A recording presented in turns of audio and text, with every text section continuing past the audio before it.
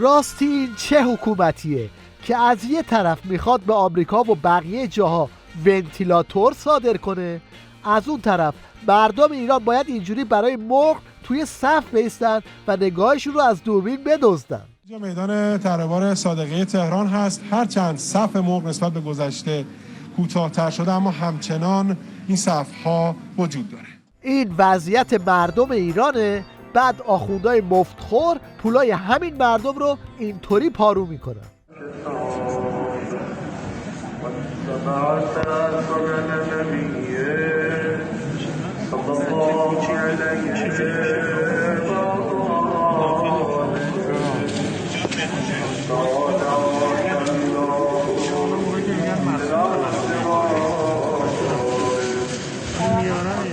حالا این پولا کجا میره؟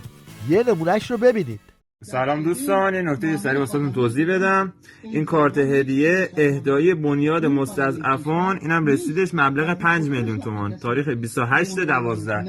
اهدایی به روحانیون و طلاب عزیزشون.